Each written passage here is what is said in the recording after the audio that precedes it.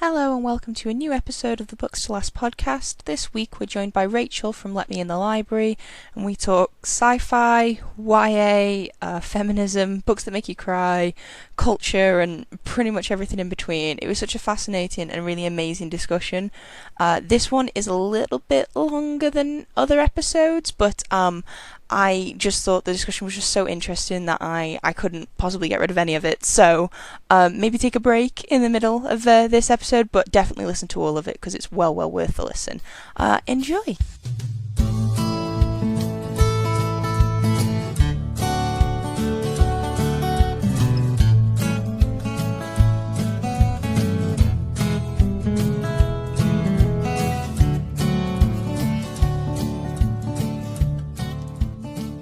Hello, Rachel. Welcome to Books Last podcast. Thank you so much for joining us today. How are you doing? I am doing so great. Thank you so much for having me. It's honestly could not be more our pleasure. I am really excited to get into this list. But first of all, what are you reading at the moment? Anything you're loving? Ooh, okay.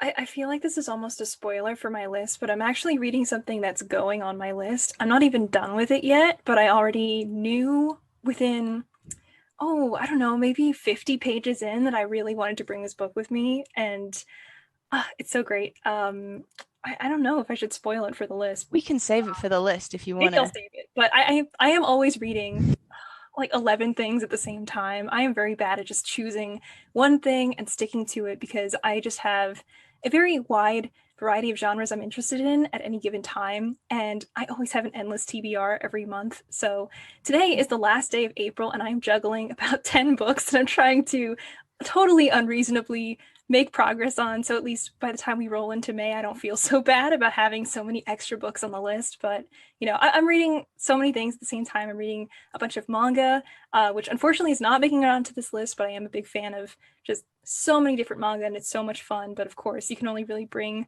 one book in each series, which is so painful. But we do what we have to do. Exactly, and that's, I mean, makes it makes it slightly more challenging, even as if it wasn't hard enough.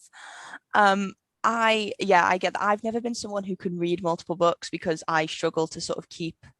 I'm very much a monotasker. I like to do one thing and focus all my attention on that and then finish it. But I didn't pay attention to what I was doing this month, and I signed up for a book club and a buddy read that both need to be done over the next 4 weeks. And I've never done a buddy read, and I've never been part of a book club, and I really want to actually keep up with the chapters, which I feel like I'm already failing on.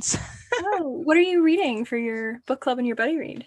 So the book club pick is the Read Better Book Club, which was actually brought to my attention by the last guest on the podcast, Bianca from Your Words, My Ink, and it's the Reckless Afterlife of Harriet Stoker by Lauren James. I know very little about what it's about. I've not properly got into it yet because it's the May pick, so I'm going to start it tomorrow. But I found I find that I prefer a book when I don't know anything about it. So I've tried not to research about what it's about, but it sounds interesting. It's got a spooky looking cover, so we'll see. And then the buddy read is City of Brass. Oh, I love City of Brass. It's so good. Well, it's one I have seen so much about. It is like the UK hardback cover is the most sought after book of any book that I've ever seen on the internet. It's insane. And I've not read it. I completely missed the boat with it. And I tend to, when I when I miss the boat with a really popular book, if I don't read it when it comes out, I tend to wait until like 5 years later, and then I read it once everybody's forgotten about it.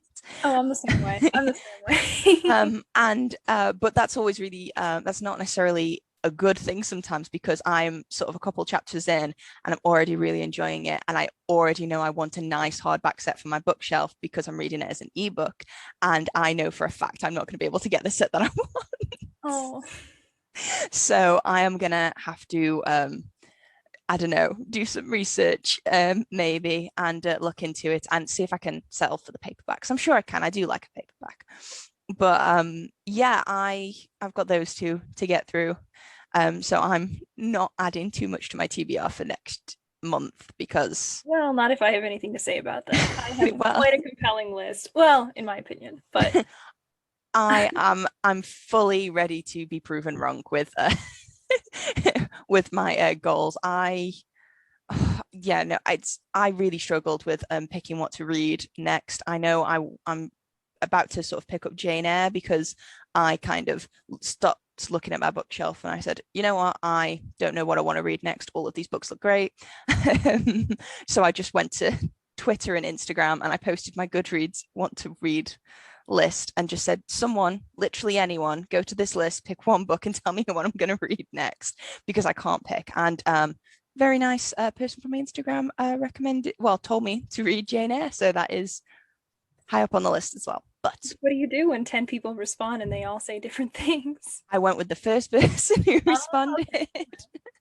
at least you have an idea for the next 10 months then. You have what to Yes. So that should be good. But anyway, so since we're keeping yours a nice mystery to see what's going to be on your list, for listeners who don't know, the Books Last podcast is the podcast that challenges book lovers to pick the 5 books that they can take with them when they're cast away forever to a mystery, isolated, remote location. So basically, the 5 books that Rachel cannot possibly live without and could read over and over and over again. As part of this, our esteemed guest gets to pick their isolated location they get to be cast away to. So, where would you like to be cast away to, Rachel?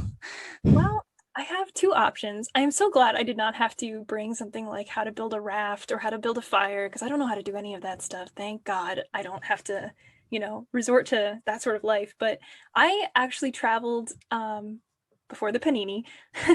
I traveled to the South Dakota Badlands on a trip out west to go visit a bunch of national parks, and that was like the most beautiful place I had seen. I just instantly fell in love with it. It is just all of these unbelievably beautiful I mean, it sounds ridiculous. They're like giant mounds of dirt, but it's just this gigantic landscape and there's nothing around, but it's all multicolored, beautiful hills and rolling fields. And it's just so beautiful. And I instantly fell in love with that place. If I could get, I don't know, a little cottage area in there, running water, please, and maybe some electricity, that would be nice, in that area, I would just love to bring one of these books with me and just walk out to some of those dunes. And actually what's really incredible around there, and I hope I don't get deserted there, is actually after rainfall, a lot of those areas will change drastically because of the quality of the land. So a lot of those hills and mounds and everything will just shift and move. And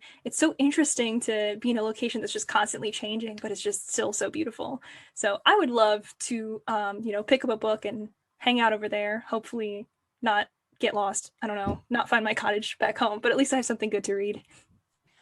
Well, that sounds really amazing. I mean, America's such a big country, and it's kind of amazing because I mean, living in the UK and on my tiny little island, I mean, we've got some variety, but not a great deal of variety when it comes to landscape, and I find it so amazing what like the diversity in huge countries like the US and others have. So that sounds amazing and also a very unique choice for isolation. So I can't imagine a better place to sit down and read some awesome books. So without further ado, what is the first book that you'll be taking with you? I feel like this is a book maybe some other people would choose as well because it deals a lot with being stuck and isolated somewhere. But the first book I would take with me is The Martian by Andy Weir.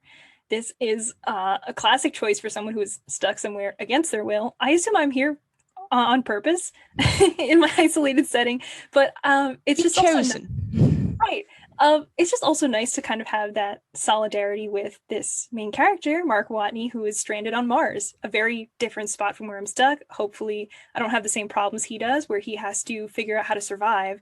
But I've always been a huge fan of survival stories, usually fictional ones. But I just think it's so interesting to see how people have to use their wits to get out of those situations. And this one was so fantastically unique And I've never really seen anything like this. Usually the ones I'm thinking of are like Hatchet, where there's a kid in the woods with a hatchet and he has to survive. But this is a man on Mars with almost nothing except for what he brought on this mission that kind of inevitably failed. So seeing what he's able to cobble together is just so incredible. And I think a lot of people who have read The Martian might also agree it really makes you feel really smart because usually the different things that our main character has to do involve his very extreme intelligence in using his mechanical engineering degree, along with his botany degree, to find solutions to these problems. So he'll actually have these things in the book, these different equations of how he's solving out, I need to have enough water to provide for this, so that's what I'm going to do. And these are the step-by-step things that I would love to do to make sure I live another day. And I just find that that's so fascinating and interesting. I myself am a mechanical engineer, so that was a very compelling thing for me to be like, I really hope I don't get stuck on Mars per se, but it's just kind of encouraging to see where somebody, even fictional, with a mechanical engineer, what he can do with that. And it's just so, I don't know, he's just such a great character, and I just really love his story. Well, you are right. It's a very popular choice. It has come up before, and the more it comes, the less excuses I have to not to read it. It does sound like a really, really fascinating book, and I know it's one that is like a huge favorite of lots of people. I'm very really interested in that you're a mechanical engineer because I follow like a few different podcasters and creatives and content creators on the internet who also are sort of trained mechanical engineers. I find it so amazing how many people who choose like the mechanical engineering route have this sort of almost moonlit creative side that they have on the side of their already incredibly impressive job. So that's just something that I sort of noticed. And I mean, I hadn't realized that there was so much sort of science in The Martian. I suppose that sounds kind of silly. Um, but I often find that there's a lot of telling but no showing with incredibly intelligent creatures, with intelligent characters even. So like a lot of the times an author will tell you how smart their character is, but not necessarily demonstrate it. Um, but I find it really, really impressive that Andy Weir was. I mean, maybe I don't know if he has degrees in botany and mechanical engineering as well, but he I must have think done a he lot of does have, research. I think he does have an engineering degree. I don't remember for sure if I'm getting this right or wrong. He either has a mechanical or a computer science engineering degree, I think. And to my understanding, The Martian started off as a little pet project for him, and he would basically post it up on a blog, and he would write these different chapters and then post new installments. And it became this big phenomenon where a lot of people were really interested in it. And a lot of the people who were experts in the fields that are discussed in the book would actually say, well, here's this thing that you're saying, and actually it would be more accurate to tweak it and say this. And so he would make edits to it, which was really fantastic. So I think for a while the ebook was something like 99 cents, so that you could just really like download it and understand it. And I'm not sure how many beta readers were really involved in this whole process, but now he's on to his third book, I believe, Project Hail Mary, which I'm very lucky to have an arc of, and I'm very excited about reading it. But The Martian still, holds that special place in my heart because, as you were saying, with telling versus showing in a lot of sci-fi heavy books, sometimes it is really annoying, to be honest, to see characters who are just like, I'm so smart and I did this because I'm so smart, and there's not really any proof that they are intelligent. It's just that they magically did something because of science. And when that happens, it just seems like science is just a placeholder for magic rather than actual, intelligence. And I actually do think, science is magic that we understand in that way. Sciences were often thought of as magic far back in the day when we didn't really understand how different things worked, such as the human body, and why do we work the way that we do? Why does the world work the way that we do? And the easy answer was, it just does because that's the way it is, because of magic, because we didn't have an answer. But as we discover that more and more, I think that thought process is so very interesting to me. So, I think that generally I have pretty normal general consensus of scientific knowledge, and then a bit more with my degree and whatnot. But there are still so many things that I don't know, and so many things that I don't think I'll ever know because there is just so much out there to learn. But to have someone just give you a little window into how this would work, and for a lot of scientists to come forward and go, oh yeah, this is actually pretty accurate, and we didn't advise him on this, but these NASA engineers and scientists are like, oh yeah, yeah, that's what we do, that's how our rockets work. And just having him have that knowledge, whether it's purely from his own imagination, because a lot of it was just he would Google stuff and figure it out, or from advisors. It's just really fantastic to see that and to really feel that, oh, this could really happen to someone. And for a while, I would read this book and go, oh, yeah, we didn't even put anyone on Mars yet. Oh, I forgot this is fiction, because it just feels so real and it's so well done. It could happen. People are working on putting people on Oh, Mars. yeah. I find it so fascinating how, like, historically, so much faith was put into it works because it always has worked. I mean, my background is in sort of construction and building surveying and that sort of thing, and a lot of how buildings were built historically over the last hundreds of years, they were built that way purely because trial and error. Basically, someone built it that way, it didn't fall down, and everyone remembered how they built it and then carried on building it the same way, until eventually we sort of developed sort of equations and things to do with like structure and that sort of thing that told us why it worked. But I found it kind of amazing that bridges and things that were, trusted to protect people's lives were essentially built on goodwill, and yeah, that'll probably work. Right. It's just kind of amazing. That sounds really, really. I mean, I've read a lot of sci-fi, but I tend to sort of veer into the sort of fantasy area of sci-fi, and I very much lean into the uninformed reader category, in that if the author tells me that's how it works, I take their word for it.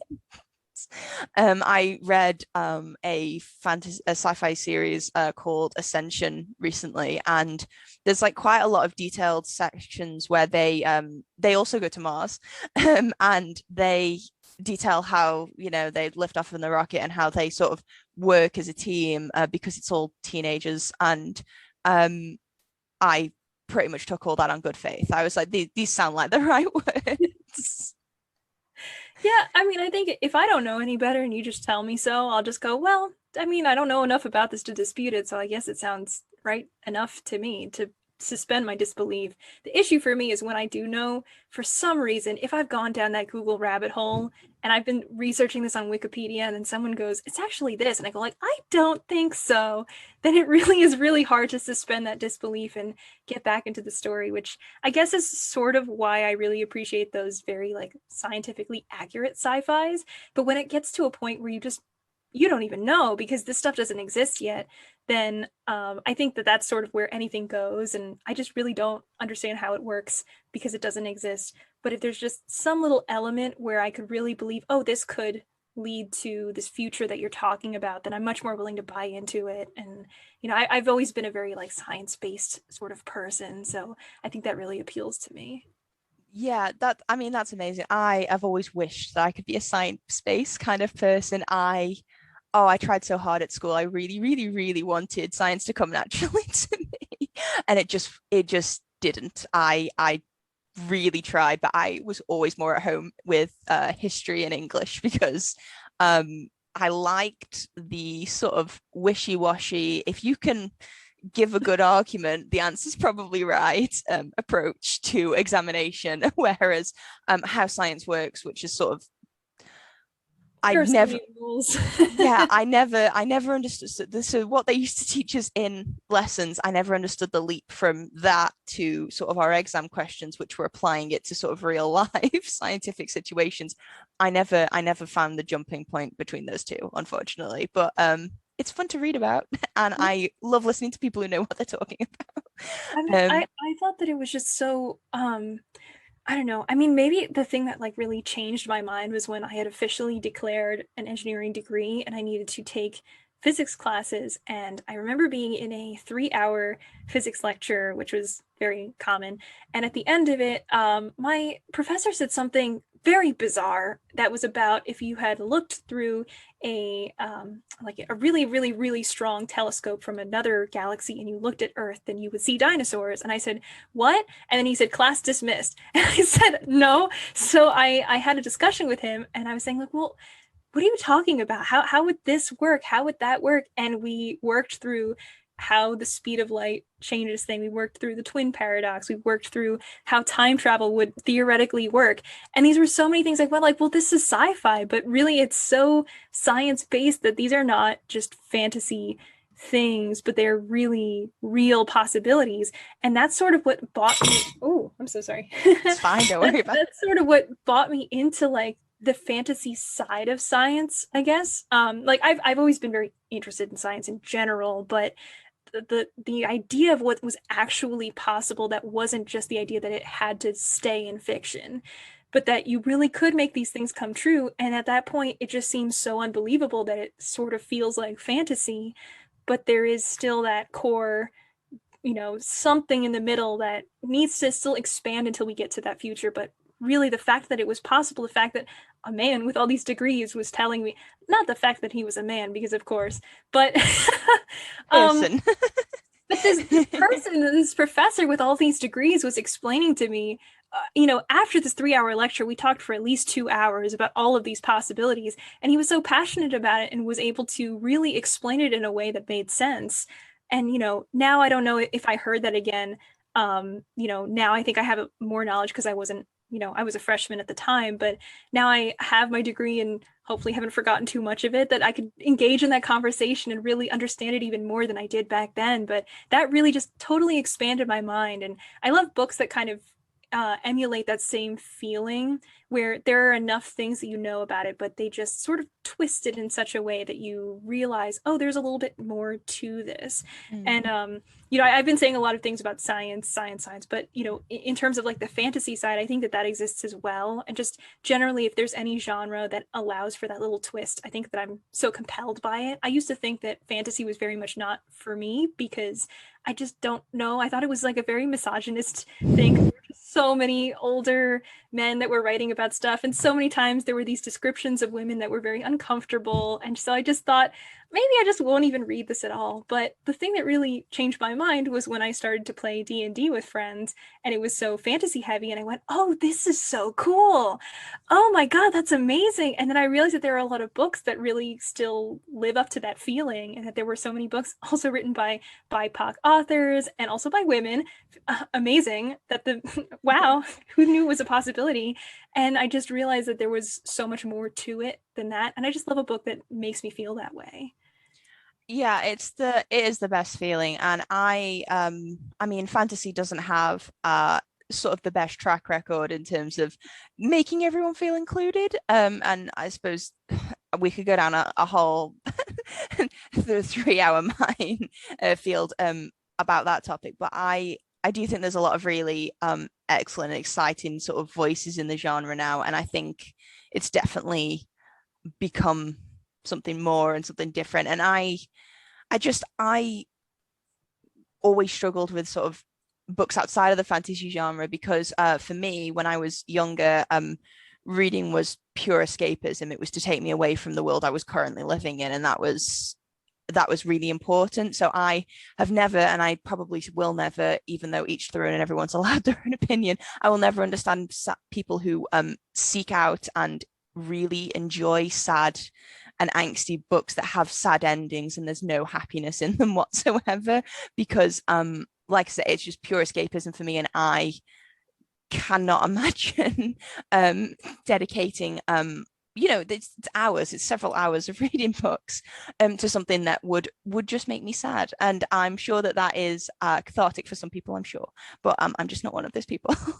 Yeah, I mean, I think sometimes I want to reach for something that will just make me feel something. So whether it's like I need to be really sad because that's how connected to the characters I am, I don't know, sometimes I just get in that mood where I think like I could use I'm not sad about anything, but I could use some good dose of emotions right now. If someone wants to make me feel sad about the characters in this book, then it means that I'm really that connected to them. But it just really hasn't happened to me in a really long time that I've felt that like extreme sense of loss or anything like that with a book. For the most part, if I read a book, I really do like ones that are a little bittersweet in a way, because I think it has a little bit more depth to the meaning of the story rather than just these characters did this thing, they went on an adventure, something bad happened, but it's all okay, the end. Then I just kind of feel like, all right, but I don't really feel like I got enough out of it. But when there's just like a little something that maybe ends in more of an open-ended way, or allows you to just think a little bit harder about what's going on, even after you've put the book down, and it just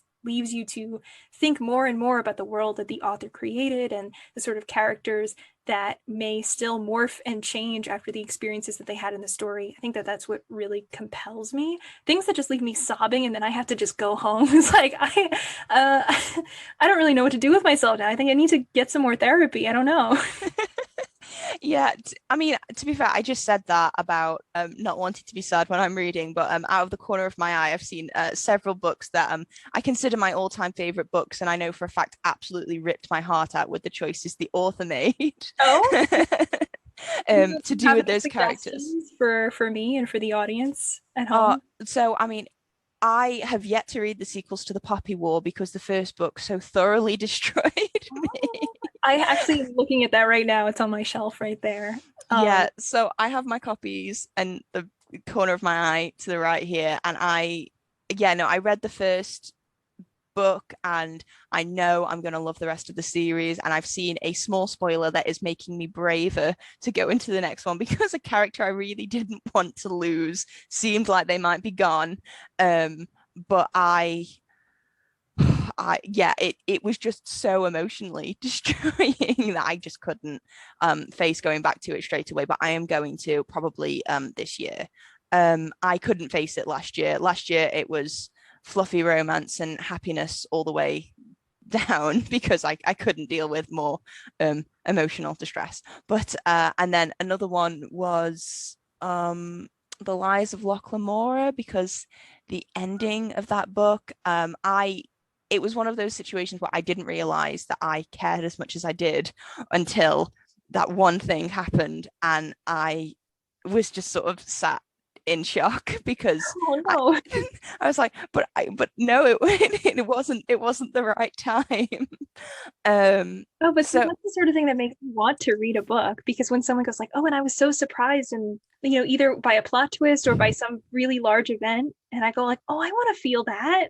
I want to be hurt. I want to read that. In all fairness, Scott Lynch's false sequence. So The Lies of Loch Lamora is the first in the Gentleman Bastard sequence, and I feel like you get that in all three of the books that are out so far. But he's pulling a bit of a George R.R. Martin, and he's not released the fourth book yet after 7 or 8 years. And we got a photo of a finished manuscript about 18 months ago, and we've still not seen hide nor hair of it. So I'll have to have him on next week and ask him to hurry up. Yeah, definitely, if I can convince him 100%. But anyway, so The Martian by Andy Weir, really awesome opener and just sounds really interesting. And again, I think you're the third person on the podcast alone, this doesn't count people outside of the podcast, I feel like I definitely need to read that one. So what will be joining The Martian in your cottage? My cottage in the Badlands. That's such a cool fantasy. I know it's a real place, but also it sounds like it's from a book. It really does. I really saw it and I thought like, oh my God, I'm not on Earth anymore. That's amazing. But speaking of not quite being on Earth, there is another story that has a lot to do with, surprisingly, kind of being on Mars, but not really, again, which is Red Rising by Pierce Brown. I'm not sure if anyone's brought this one up yet, but this is a pretty big fantasy series. And by big, I mean very popular. And this is one of those books that the second anyone mentions Red Rising, I just get this feral feeling to reread the entire series again, because I love it so much. I think most people really love the second book the most, but for me, the first book was really reignited my love of reading again after The Hunger Games. When I was in high school and I read it, my friend lent me The Hunger Games and said it was really good, and I loved it so much. And Red Rising is kind of like The Hunger Games for adults in a way. I think there are so many books now that are described as the new Hunger Games or something like that, akin to the Girl on the Train, the new Gone Girl. kind of in that same light, but I think Red Rising really succeeds in living up to that. And essentially, what we're doing is we're following this young boy named Darrow, and he lives on Mars, and he is one of several people who live there who have to kind of tunnel and help terraform Mars for future civilizations that will come and live there. And every so often, they have a competition amongst all of them, and they are all considered Reds. That's the caste that they're in, and they're the lowest caste. And soon, after this main competition that happens, they're visited by a gold, and a gold is the very top, highest caste. And sort of as a result of what happens with this competition, he ends up discovering that everything that he believed was a lie. I'm not so much sure how much I want to say about this because I think this was like a huge surprise to me, but I'll just briefly skip over some events that happen here. But essentially, he ends up deciding he wants to infiltrate Gold society. So he undergoes this kind of special surgery in which he will kind of change his body to look more like a gold. So golds typically have beautiful golden hair and golden eyes, and they have special sigils on their hands. And so he becomes a part of this underground organization that helps to change him. And then he enters into what is in some ways kind of considered like the Hunger Games, where all of the children of these very highly esteemed golds will enter this competition and pretty much try to fight each other, not exactly to the death, but they will as parts of different houses, they will fight each other until there is only one reigning house left. And the people who come out the other end as victors will be given the highest ranking spots in this gold society. So his goal overall is to infiltrate, kind of beat everybody, and end up in that winning house. Of course, he ends up in like the worst house where everyone thinks like they're never going to win. They haven't won in years. They have the worst possible people in the house. And it's sort of, in a way, kind of like that found family sense, but also that underdog, which I love feeling coming out on top.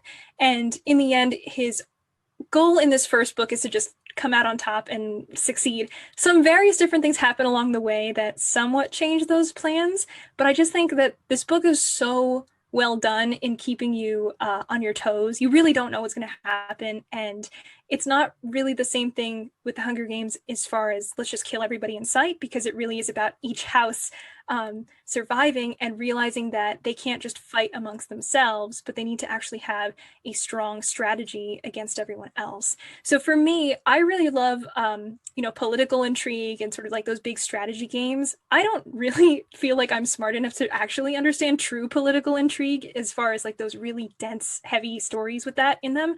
But I think that this has just enough that, again, I kind of feel a little smart with the sort of strategies that they pull off, and I go, oh, that would be really cool if you tricked them and you did this and you did that. So in this sense, Red Rising, absolutely very, very high up on my list of things that I recommend to everybody if you, if you think that this is the sort of thing that you're interested in as far as, these big fights. There are several things that happen, such as killing people. And unfortunately, there is, some sensitive topic. So I would say before you dive into it, be careful if you have a trigger warning for rape or for death or, killing people. But absolutely, this is a really, really, really amazing story. And I think that it's also so compelling with what ends up happening in the end and then how the story progresses from there. And it's definitely one of those things where you finish book one and you immediately go, okay, where's book two? I need to read it right now. And so many people that I have recommended Red Rising to or have just generally seen pick up Red Rising tend to just blow through the rest of the series. And I absolutely understand why. It's so good. It's fantastic. Yeah, Red Rising's one I've definitely heard like a lot of really awesome things about. It's one that, again, I think I must manage to sidestep a lot of spoilers on the internet because I see a lot of the hype, but none of the detail for books that are really popular, which I actually really like a lot of the time. And to be honest, with a series like Red Rising, they're kind of a prime example for why I don't tend to jump on books as soon as they come out because I like having the full series out so I can just read them all in one go. I mean, one of the reasons I've kind of fallen off the boat with a few of the series that I was really, really into is because I get so fully sort of ensconced in that world. And then if I have to wait a year for the next book to come out, I kind of come so fully out of it that it's really hard, even though I know I'll enjoy it, it's really hard for me to dive back in. So yeah, Red Rising. I think I actually have a copy of Red Rising because yeah, I do. Because I bought it a while ago because I just saw it and I was like, oh yeah, no, that's a book that I've heard a lot about. I know I want to read that. Oh, it's Um, very, yeah. yeah, it sounds really interesting. And another Mars story, which I mean, I feel like the recruitment call for for colonizing Mars is going to come out sort of any decade now. You might be a prime candidate. Oh, wow. Thank you. I'm honored. Yeah, I mean, I think what's amazing about this is that Red Rising, in a way, is a sci-fi story that doesn't feel like a sci-fi story whatsoever. At the very beginning, we see that they're terraforming Mars, so that's something sci-fi enough that we understand the basic premise of that. But everything from there on is so it's so like beyond what we would ever do with science, as far as I would think, that it really just veers far into more of like a fantasy genre, and everything that happens feels very fantastical because each of these people that are fighting, they're under different houses that are more like House Mars, yes, but like House Mercury, House Venus, House whatever, and it's really just basically just named after planets, and then everything from there is just a war. So there's really not too much sci-fi that I think people would get caught up in, because I do know sometimes, as much as I love to see equations that I somewhat know in a book, some people really feel like, I don't understand what this means, or this isn't my thing. So I would say for those that are really interested in sci-fi, but not really, really heavy sci-fi, but more of what's considered soft science, sci-fi, Red Rising, absolutely. It really just reads like a fantasy series, and it is so fast paced, and there's just so much going on at all times, and a lot of really compelling characters. There, even people that you think are terrible people on the end might kind of turn around and you realize that they're really not so bad, or some people that you start liking, you realize, oh, actually, you're awful. And it's really interesting to see those things happen. I do know that some people do have a problem with the main character, and I understand this because at the very beginning, he seems like a very edgy boy, which is just I'm my sorry. life in chains and everything is so awful. And I go like, yes, but also don't forget the sort of life that he's living is actually pretty bad. So he's kind of justified in being an edgy boy. I'm sorry. I love that edgy scene. I mean, how many fantasy series do we know out there where the main protagonist is just an edgy boy who's had a tough life? It's very important to have an edgy boy. Otherwise, it really Oh, that's it's I think the thing that people get a little caught up on is that he's like 15 at the beginning of the series. So they think like, "Ah, you're 15. You're like every other 15-year-old boy being like, my life is so hard."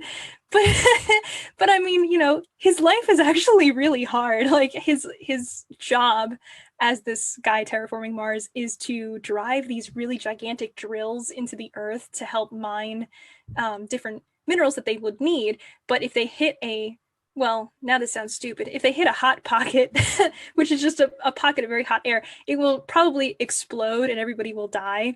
So it's very important for him as a hell diver. Oh, wow, this does sound edgy.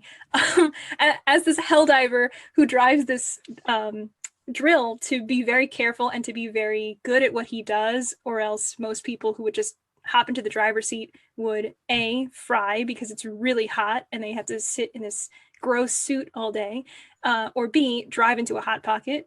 I don't really think they're called hot pockets. I think I'm just saying that, but like drive into this very dangerous thing, and then a lot of people on site would die. So understanding the perspective that he's coming from, I guess a lot of people just don't really love him at the beginning. I thought he was also very edgy for a while, but as we kind of got closer to more of the Hunger Games type stuff, I found him more compelling. He's definitely not the most sympathetic main character, I think, but that's probably because he's not meant to be. He's really been through a lot of stuff, and he's more of like a hardened, I got to do what I have to do. I'm not really going to have these inner monologues of, oh, what should I do? Because what would this mean for the greatest cause of whatever? It's more of just like, I need to get revenge for everything that happened. So a little bit of a Katniss Everdeen because A little bit. she was very much. I know when the Hunger Games came out because I read them when they came out. She's never got this hero mentality of sort of altruism. It's very much she's either doing it to save her sister or she's doing it to save herself, and it's very much about her own interests, and really the political intrigue that surrounds her is kind of secondary, and it actually doesn't matter to her whatsoever. And I know she gets a lot of criticism for that, but at the same time, probably in she's quite young in the beginning of that series as well, and I find with, like, especially, I suppose, I mean, would Red Rising qualify as YA? I suppose it would, with the main No, I would protagonist. say it's definitely more adult. Oh, okay. Yeah, there are a lot of things that happen in this that I mean, even with the Hunger Games, I know that it is considered YA, but I think it has darker themes, and Red Rising, Yeah. like it very much heavily leans into those darker themes. So I would definitely categorize it more as adult. Oh, it's interesting to for adult books to have sort of, I suppose, such a young protagonist, but I mean, equally, someone preferably, I mean, ideally, we wouldn't want a 15-year-old reading something that is really, really dark, but say they would probably empathize a lot more with the younger protagonist, because I found that when I was sort of that age, when I read series with the main protagonist who is a similar age to me, I mean, for instance, like Mortal Instruments, I read that when I was like the same age as the characters in the book. It kind of felt, because when you're that age, you basically have decided you're a fully formed adult, you've reached there faster than everybody else. Right.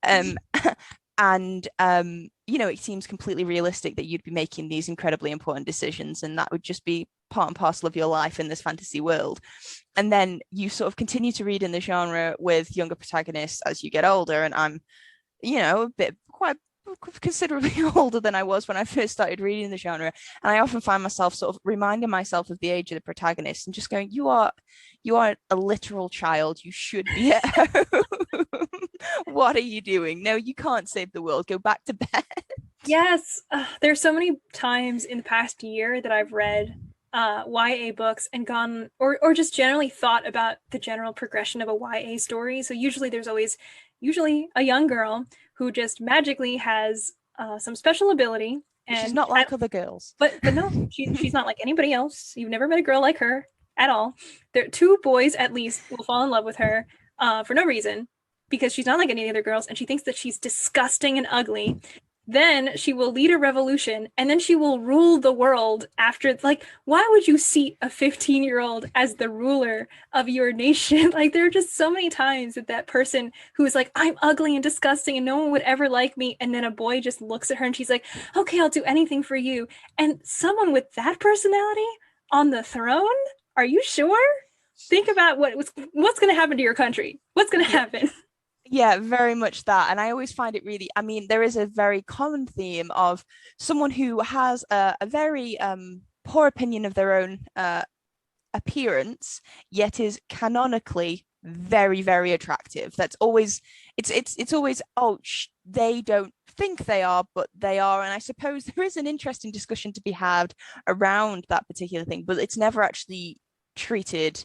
It's just a sort of mechanism to, I suppose, keep the protagonist, to keep the heroine single long enough for her to meet the love interest that the author wants them to end up with, who is the only one who will see them that way.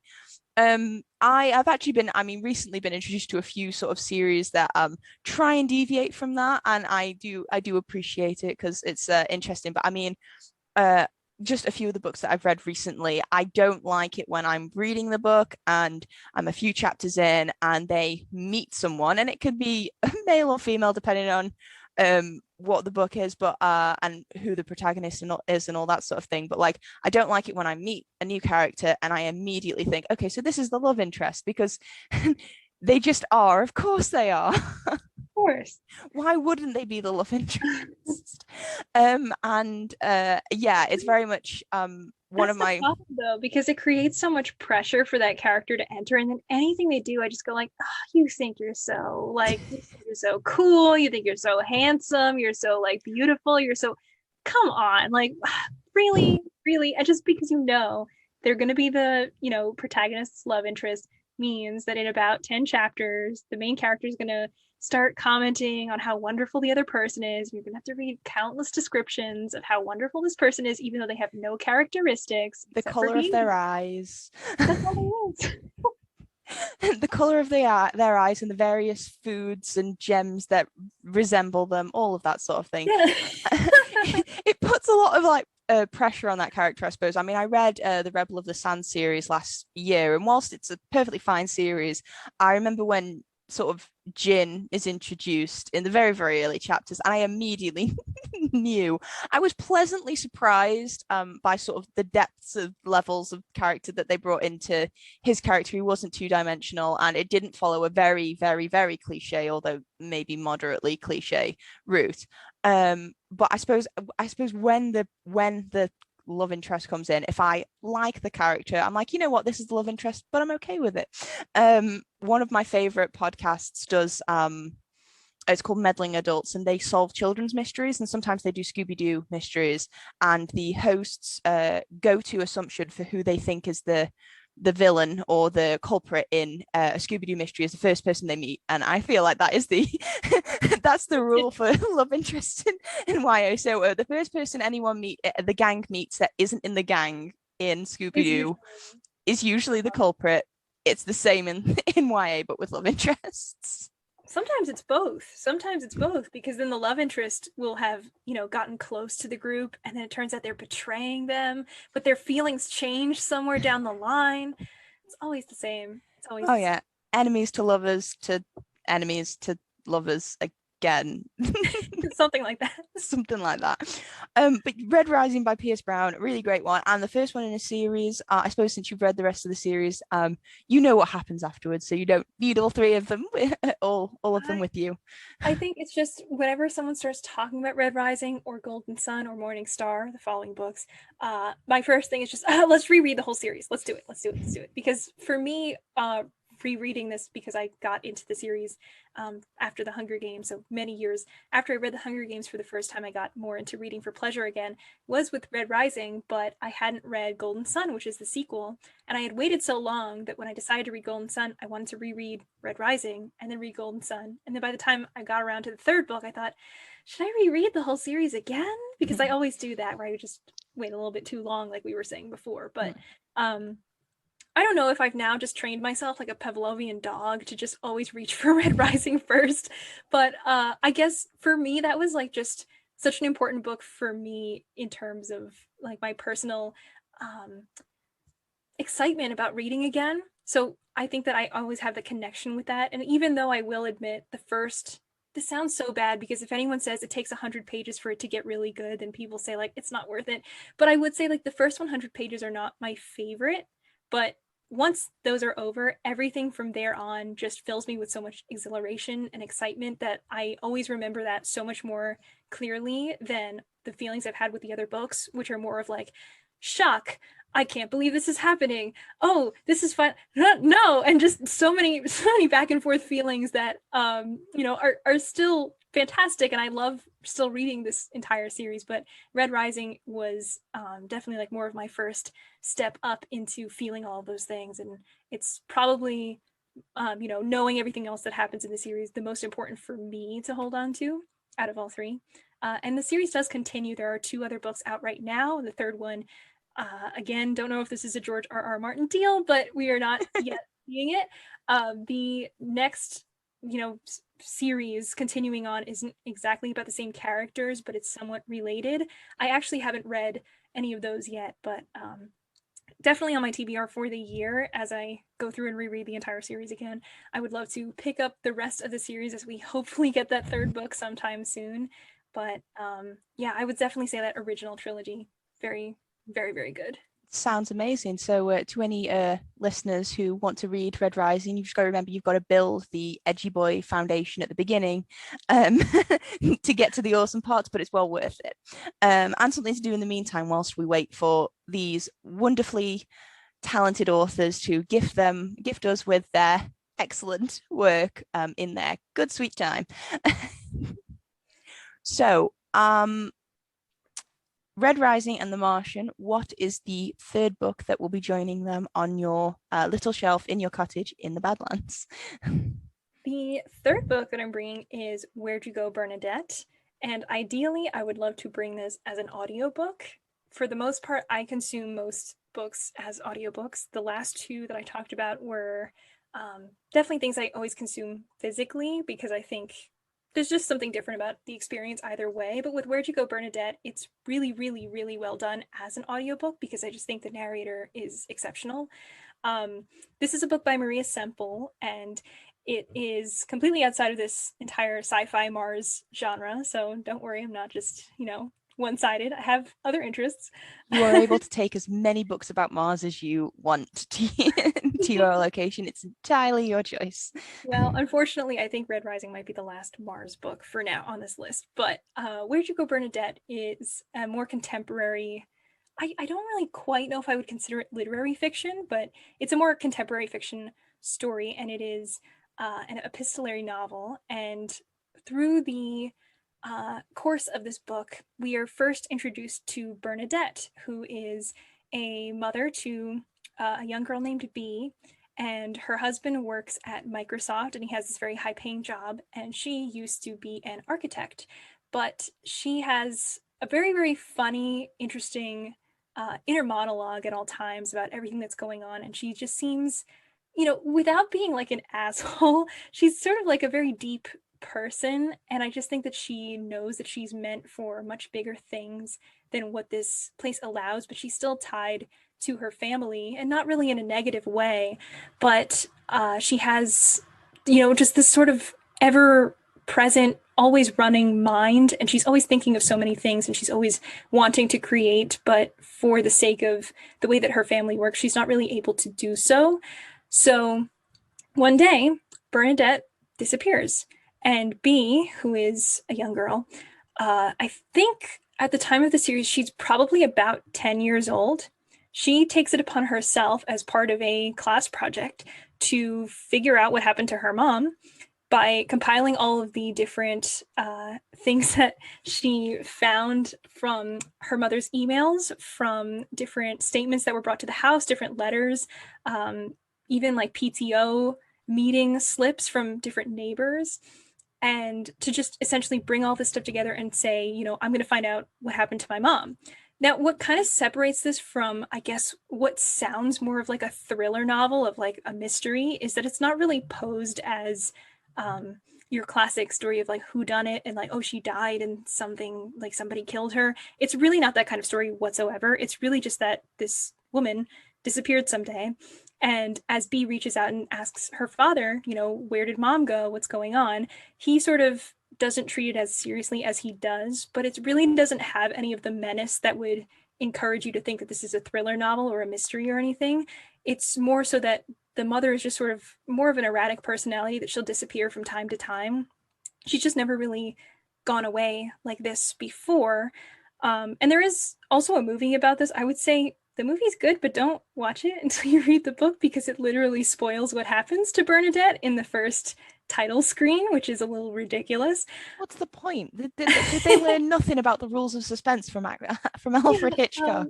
I really don't know what they were thinking with the, just, they really could have just gotten rid of that opening part and the rest would have been fine. But what I just find is just Bernadette is a very charming personality, and the narrator really brings that to life really well. But even the words themselves, I think, are so good. But then also from Bee's perspective, I think that she's also kind of charming in her own way, and she's just such a smart, bright young woman, and she's just really excited to do things as a family, but realizing that it's somewhat fractured in a way that she can't really do anything about. And she realizes none of that's really her fault, but she kind of comes to terms with the sort of family situation that she has, between her father being very drenched at work with all the different things that he deals with, being a very high up, I don't exactly remember what he does, but he works more of like the technical side of Microsoft, so the sort of things that he deals with his job, and then her mother having these sort of wants and needs that she can't really fulfill with her family, and sort of understanding that her mom had to go off and do what she ended up doing, and for them to sort of come together as a family once again at the end. I won't really spoil and say too much else about what happens in this story, but I find it surprisingly very heartwarming by the end, and it definitely, again, doesn't really have that creepy feeling that the premise would suggest. it's really more so about this young bee trying to figure out what happened and just generally understanding her very personal ties to her family and to herself as a person, and also um, I don't know. I just think it's so well written with all the different letters and everything that goes through, and all the different people that they're surrounded with, and realizing that their family is just different, and that's okay. Mm. It has nothing to really do with fitting in with this sort of like typical PTO family for the other various neighbors who want everything to be perfect and want everything to be a certain way. And you sort of realize as you read the book that the house that they live in is not a typical house where Bernadette will constantly, repaint something or just decide like, we're going to change this thing and we'll take care of that later, but let's do this fun thing first. And she's just a very fun kind of person. She doesn't fit into that typical PTO mom view, and she doesn't want to, and she doesn't care to, and she will say it straight to everyone's face that she's not like them. And she's just that kind of person, and she's just kind of a very inspiring character. I would love to say that I actually relate to Bernadette. I don't. I just wish I did a little bit more, because I think she just has that personality that she doesn't care about what other people think, and she's very proud of that, but she still has introspective thoughts. It's not just pure, unadulterated confidence, but it's more of introspective thoughts, and then realizing that your relationship with yourself is a little bit more important than a face that you put on for other people. It sounds really interesting. So the vibe is kind of less sort of Gone Girl, which is quite sinister and menacing, and maybe a little bit more Paper Towns, where they're trying to find Margot and they don't think anything bad's happened to her. She's just gone away. I found that really, really fascinating, because I don't think there's enough done to sort of explore, I suppose, the things that women give up when they start a family, that men don't have to give up if they don't choose to. I It's something that I've sort of really grappled with myself over sort of recent time. It's I see it sort of all around me in like a professional environment, where the way that men are treated after they have children is just completely different to the way that women are treated after they have children, even though it shouldn't be. And I find it really interesting that like I would really be interested in reading this book and just seeing, you know, someone really exploring their sense of self and really nurturing their relationship with themselves, even though they do have a family and other things going on around them. Because I think it's a very neglected topic that should really be discussed more. Yeah, and I think, inevitably as we discover more about this story, what I really appreciate is that it's not so surface level either, but it does discuss this whole idea that, your husband may say, okay, well, let's do this thing for you, because then you'll feel like you have, whatever amount of personhood you feel that you've lost in this sort of situation. But then for you to turn around and say, okay, but that's not enough for me. And to Bernadette, when things are not enough, for her to run away and sort of do what she ends up doing, she kind of went on this whole journey that generally is not very much accepted of married women with children, especially. So if you were to find Bernadette somewhere and realize that she was a mother and she was a wife, and then to realize, oh, well, where's your family, and that she's not around, that generally is so anchored to a woman's identity. And whether that's something that you want, like to be close to the rest of your family or not, it's always something that's kind of expected for the most part of married women with children. Whereas if there's a man who is a husband and a father, it's much more likely that, oh, maybe he's on a business trip, maybe he's just taken some time off from the family, and that's much more expected. So in that way, I think, I'm not married, I don't have a child, but I always just somewhat relate to these characters where they just feel like I'm stuck in this identity that I don't really want, and I'm bigger than that. I'm bigger than this little box that you tried to put me in, so I'm going to escape from it, and I'm going to have this whole adventure that I get to have. And what I think is also great is that we also get to see what happens to Bernadette. It's not just a big mystery, we never hear from her until the end, but we actually do get to hear about the things that she does as she sort of escapes from this suburban normalcy, where she realizes, I don't want to be stuck here, I want to go do this other thing, and I want to go on these adventures. We get to see exactly what she does, and then how she kind of comes to terms with this kind of overall identity that she has, and then how to put that back into boxes so that way she can still have those connections with her family and with the people who are important to her. Absolutely. I think it's just like what you say. I think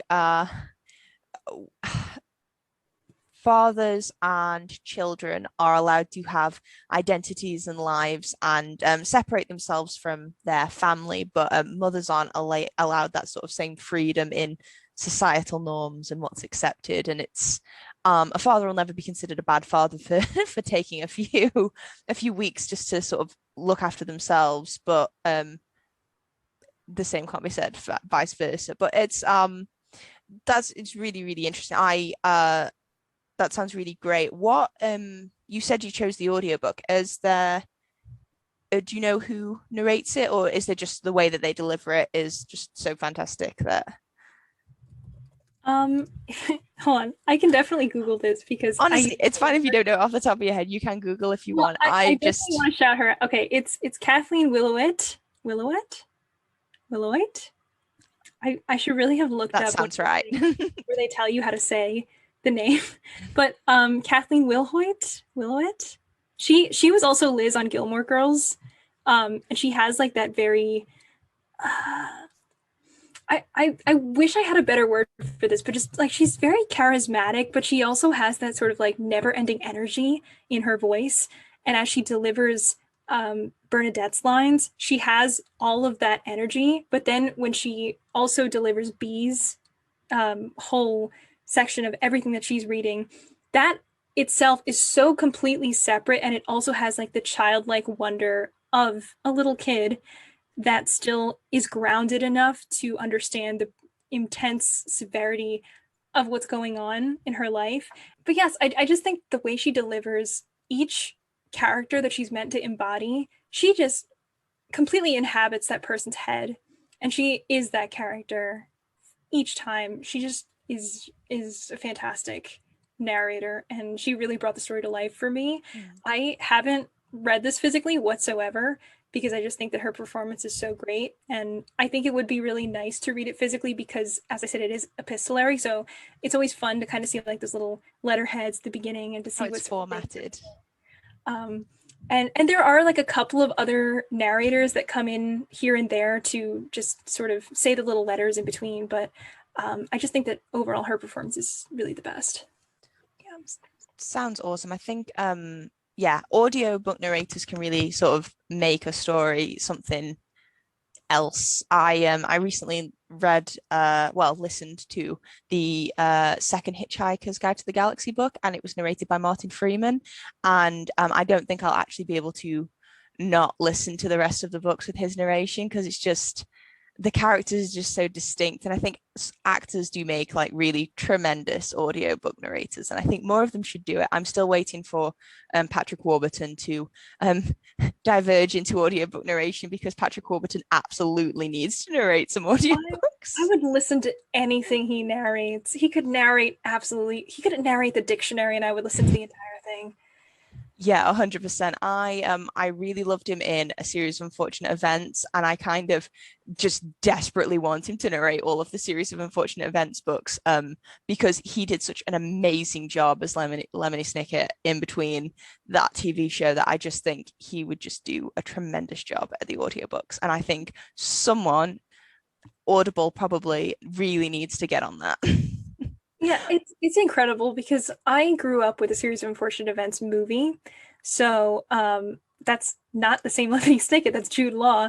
And he's so different. He's this like, generally kind of skinny guy who just hides in the shadows and he types on his little typewriter. And he has like this very calming voice, but that's just sort of what I thought of as Lemony Snicket for years. And I had the little video game for your GameCube, and I think I had one for maybe a Game Boy or something for a while, and that was just always the same narration. It was always Jude Law or someone that kind of sounded like Jude Law that they probably just hired for the video game, but that was always what I thought. And then when I watched the Series of Unfortunate Events TV show, which by the way is really freaking good, so good, when I saw him, I went like, oh my God, and he's going to be Lemony Snicket. I can't believe this. But then he just embodied the character so well that it was almost, difficult to forget Well, it was difficult to remember that he ever wasn't Lemony Snicket in that role. I think Jude Law did a good job for what they had to do with the movie back then. And I actually really enjoyed that movie. A lot of people really don't like it, but it was just such a formative part of my childhood that it's really hard for me to say I didn't like this, I didn't like that. I know they changed things, but I just think they've done such a fantastic job with the casting in this new TV show that every single person is so well done. They're so obviously their character. Each time that I would click on a new episode and I would see who was going to be the Guardian or who was going to be a particular, memorable character, even if I didn't even know who that person was before, the second, the episode was over, that's who they were in my mind. It's very hard to separate them from their character now. Oh yeah, I mean the casting was amazing. Neil Patrick Harris, need anyone say more? I just just amazing. But I didn't, so I never watched the movie when I was younger. I'm not a huge Jim Carrey fan, maybe a controversial statement, but just he's just not my cup of tea.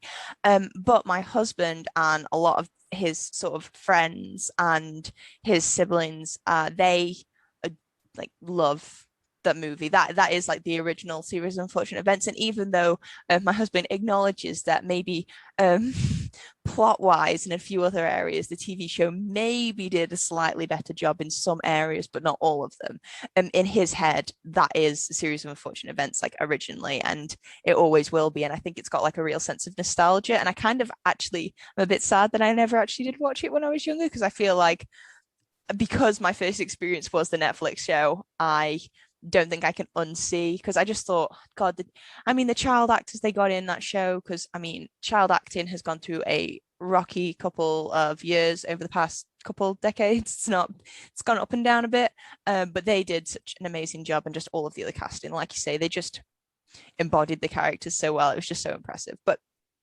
yes, audiobook narration is a art form, and it's really really impressive when you find someone who transforms a story the way the narrator does with where did you go Bernadette. So that's definitely a book I'm gonna have to check out. That sounds really really interesting, and I may have to use one of my Audible credits to check out the audiobook since it's so highly recommended.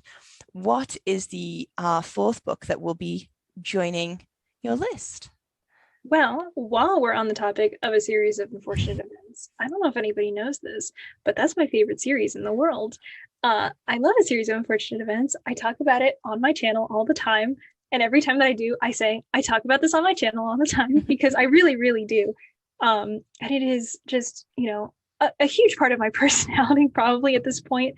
For so long, I grew up with those books. And so they just influenced me a lot. And because I grew up with them as they were releasing, the biggest question was, how is this all going to end and how are they going to make it all make sense? So the fourth book I am bringing with me is The End, the last book in a series of unfortunate events. It is the 13th book, of course, because our children are so unlucky. Of course, they would have to end on the 13th book. But yeah, I'm actually reading this right now. This is one of the books I am reading right now that I want to bring with me. I actually still have that one I mentioned earlier on this list coming up. But The End is the conclusion, and yet is it? Because if you've read it, there are still a lot of questions left unanswered. And I remember when I was, I want to say maybe 8th grade, when it came out, a lot of people were pretty upset with how the book ended because they wanted real answers to all of the questions, and we didn't exactly get that. We got a lot more questions, we got some answers, and then we got even more questions after that. So I absolutely understand the frustration. Something I always recommend to people who finish the series and still feel frustrated is Snicket Sleuth, which is a Tumblr blog. Oh, I'm so sorry. Snicket Sleuth is a Tumblr blog that someone very kindly put together all of the different theories that exist online and then sort of wrote out all the predictive answers to everything that people have questions about in the series. So for me, discovering that many years after I finished the series, it was very useful and very nice to finally get some of the answers posed in this.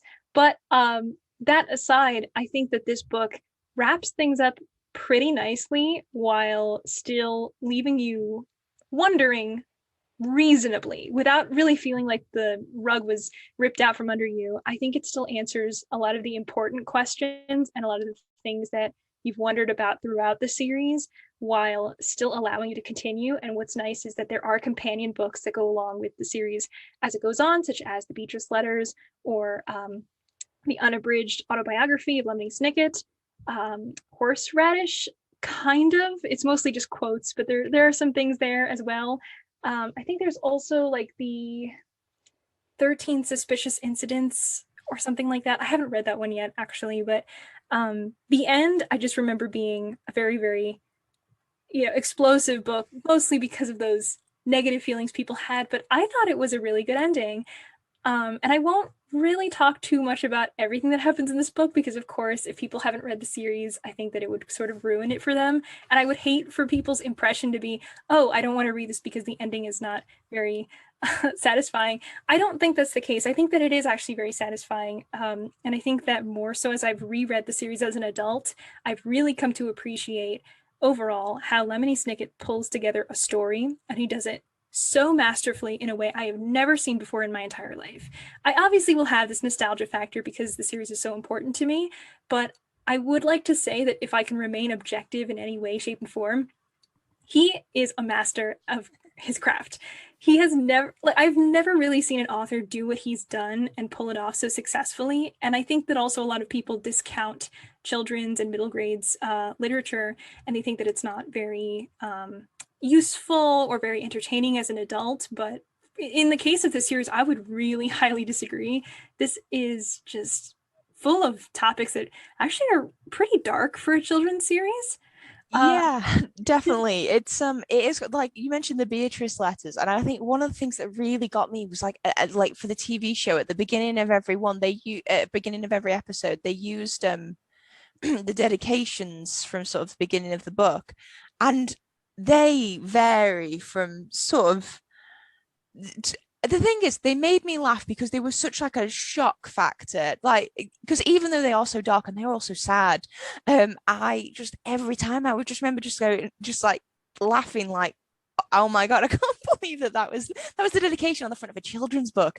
And it's like it's a fictional author writing a fictional story because it's a pseudonym, but like it's like a story within a story within a story. And I remember I watched all of the series of Unfortunate Events because and when I got to the end, I have only seen the Netflix series. I've read the first book, but I've pretty much my main experience is the Netflix series. I remember just being fully prepared for a ending that I probably wasn't going to love because Patrick Warburton, in all of his benevolence, warned us multiple times there was not going to be a happy ending to the story because the kids just had the worst luck on the planet. Oh yeah.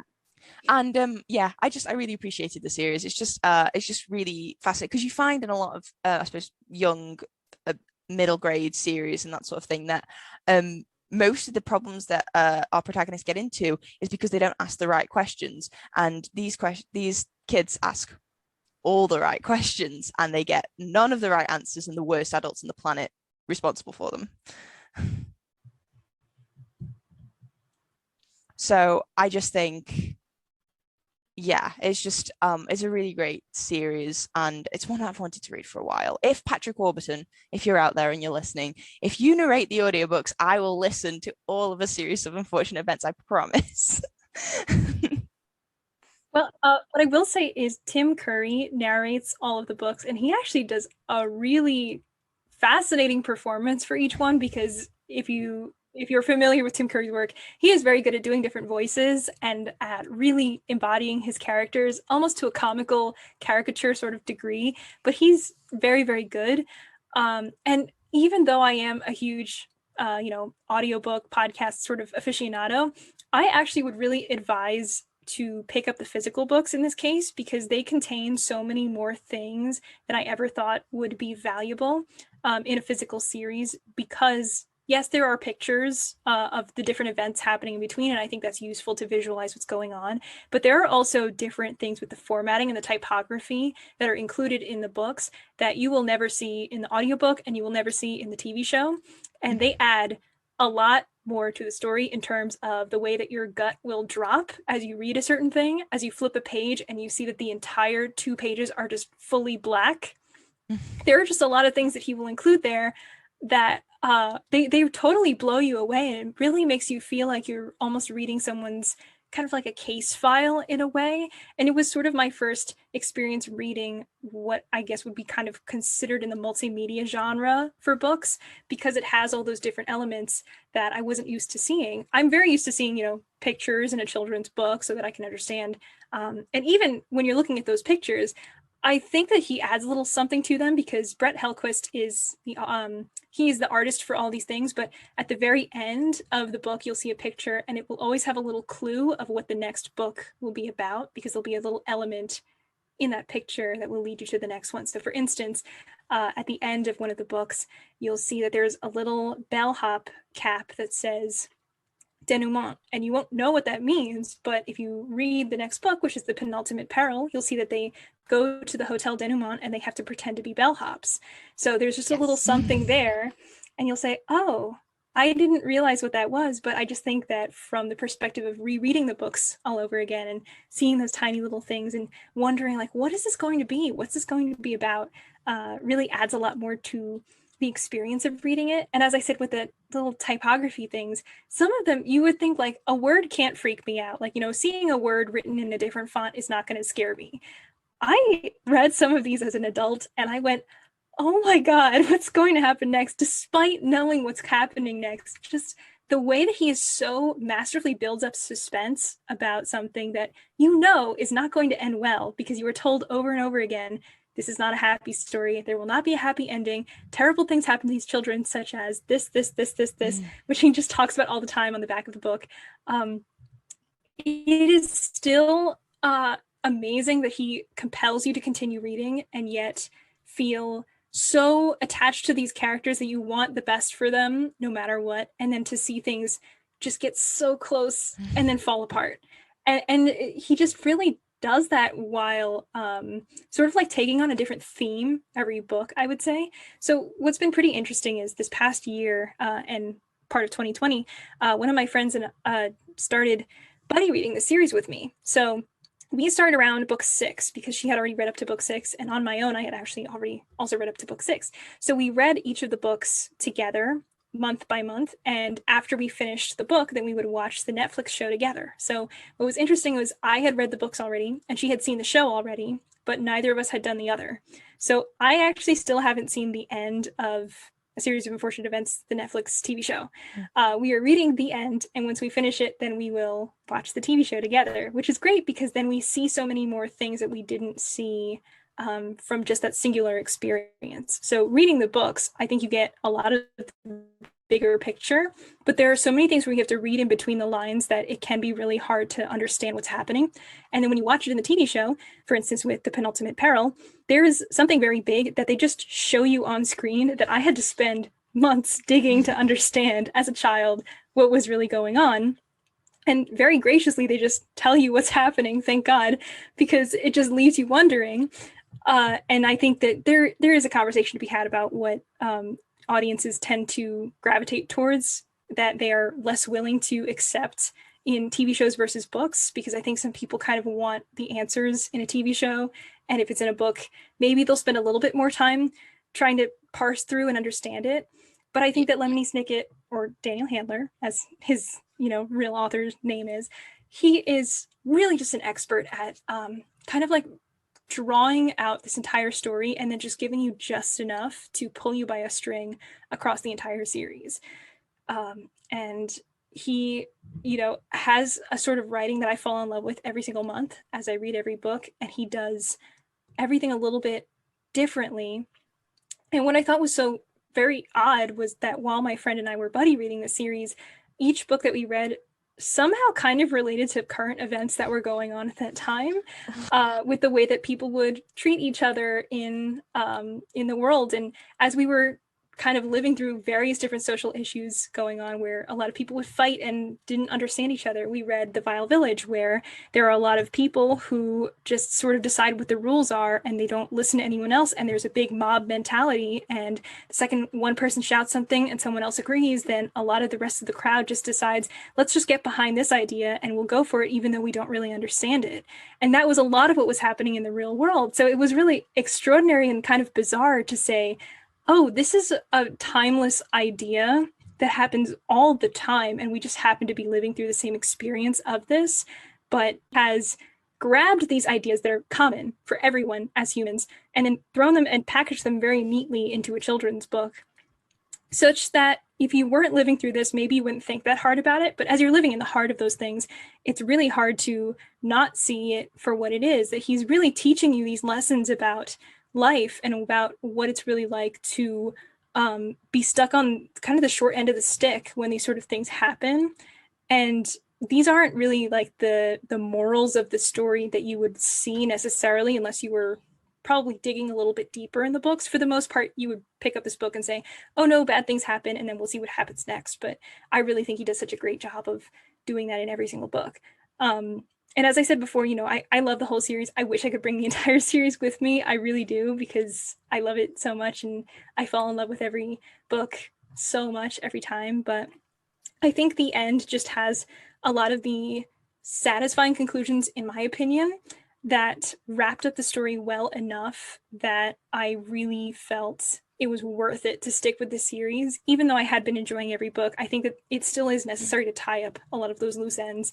And there were some things that really shocked me and other things that kind of left me a little bit more warm-hearted that something good finally happened for these kids.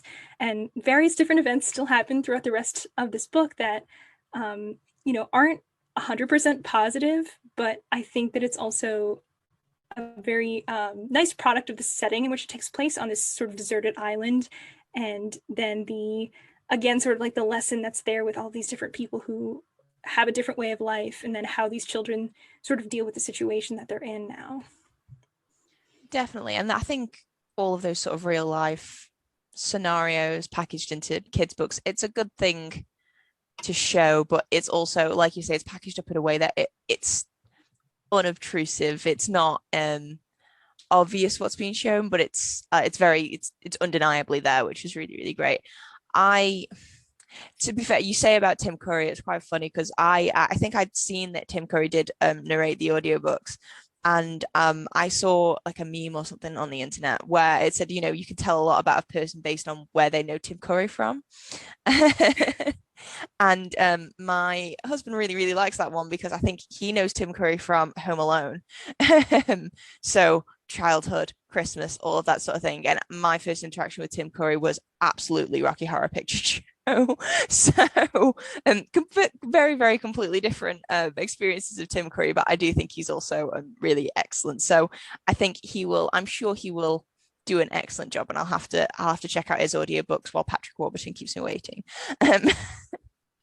But really great choice. And the last one in the series, which is unusual. So the big reveal, the book that was teased at the beginning of the episode, what is the fifth and final book that will be joining you in the Badlands? The last book I'm bringing is one that I am currently reading and about halfway through right now. And I feel like I needed to include a book that is a collection of short stories because, as I said earlier, I love a lot of different genres, and a lot of the ones that I've presented so far are really great, but they don't encapsulate all of the genres that I love a lot, although I am very sci-fi interested. And the book is The Paper Menagerie and Other Stories by Ken Liu. And this is a series of short stories that each have sci-fi elements incorporated, but I feel that each one is very distinct, and a lot of them actually branch into different genres that I find very satisfying for me. I think it's very unusual to bring a book that I'm not done with yet. I was very tempted to just bring one of the books that I've been saying I'm going to read off my TBR and just never do, but it runs the risk of not liking that book and then being stuck with it forever. But as I started reading this, you know, sometimes you read a book and you go, oh, this is a 5-star book. And then as you keep reading it, you go, this is definitely a 5-star book. And then you read it a little bit more and you go, okay, now I have to reevaluate every book I've given 5 stars before because this is so good. And I'm definitely getting similar feelings to that as I read this. And I think it, again, has that quality of making you question everything in a way. And I think sci-fi does it a lot for me, but just generally thinking of things from a different light. And it's not so much of a twist, but just realizing sort of the enormity of these situations that these different characters are put in, and not just from a perspective of sci-fi of like, oh, the universe is so big and so vast, and that is part of it, but I think also from the other side there is the cultural influence. So I am half Chinese, and I find that I am often reaching for things that kind of connect me back to my heritage because I grew up very Americanized. So there are a lot of parts of my life that I feel I'm a bit missing out on. And I think with Ken Liu's books, a lot of them have Asian protagonists and a lot of them are Chinese American, like me. So I find that I'm very attracted to the idea of reading those people's stories. And even though they are fictionalized, Ken Liu does such a good job of really separately creating each of these characters and making them very distinct, but giving them stories that just feel very culturally grounded, even though I don't necessarily fully feel that I am like the end all be all person to confirm that or anything like that. I think that it still has enough of the things that I know from my background that I can say, this feels pretty real. I'm also pretty sure he's Chinese American, or at least Chinese, so I'm pretty sure he knows what he's talking about more than I do. But I just find it very satisfying as somebody who can read a story from that background that still fits into the genres that I'm really interested in. So as I mentioned before, there are a lot of sci-fi things, but there are also some things that really seem more fantasy based, or things that are more like a thriller based, but they just have little elements in them. And it also has a lot of things that end on a note where it's a bit open-ended, where you feel, what does that mean? And you sort of keep rereading what happened and try to understand it a little bit deeper. And I love stories that I can read the first time and go like, wow, and then read it again and then just sort of get a completely different meaning from it, even if it's the same wow feeling, but just expanding it a little bit more. And I think that he's done a really fantastic job so far. This is the first book of his that I've ever picked up, but I know he also writes a fantasy series called The Grace of Kings, I believe. And I've heard really great things about that, even though it's very different. It's more historical fantasy with political intrigue. But just from his writing, I feel I really trust him for the rest of this series to really, for the rest of this book, I'm sorry, to really pull this off and make each one really, really good. And I'm not really one that cries so much with books, but I would say that one of the stories in here definitely hit very close to home and it made me very emotional. And I think that that just shows, again, like how masterful someone can be at their craft, that they really can evoke those emotions from you. And in that story in particular, you know, it talked about things I really don't experience, and I don't really know many people that experience this, but it's a lot about the immigrant experience and about what it's like to be, in this case, there was a man who was the child of an immigrant, but for his mother to have experienced a lot of hardship and then to have disconnect with her child, and for him to now grow up and realize all of the things that he had done in pushing her away, and for her to just sort of realize that he needed different things than she could give him, and to give him that much space. And then by the time that she was already gone was only when he realized everything that he should have done and everything that she did for him. And he found her entire story, but it was written, I think it was written in Mandarin, I want to say, but it was written in a way that he couldn't understand because he was very Americanized and he didn't understand anything. So he had to have someone translate it for him and then experience that letter from her. And it was very, you know, emotional. And it really was just like, wow, I'm not an immigrant. My mother is not an immigrant, but she's like the next generation down. But I can absolutely see all of this being real enough to evoke a response because it's really very well done. It's very well written, and it's I think easy for kind of anybody with that kind of empathy to understand it. Hello? Oh, I think that might be my cat. We love pets joining on the in on the call. Just like a quiet push of the door. Not sure. Well, I mean, that sounds like a really stunning comp. I've always wanted to sort of read.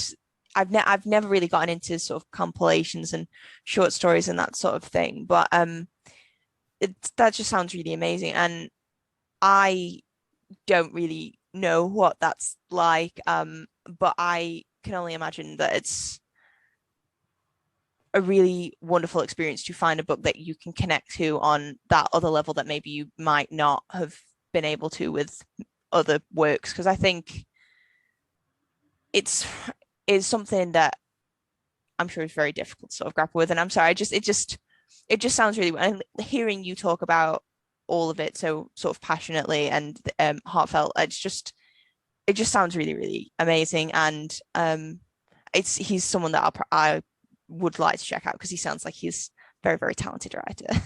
Yes, and even the things that I don't think are really too culturally influenced, I still find to be really interesting in his stories, because he still kind of like hits the nail on the head in the sort of sci-fi that I like, which is sort of like the Black Mirror type of sci-fi, where it makes you question like, oh no, is this a good thing or is this a bad thing?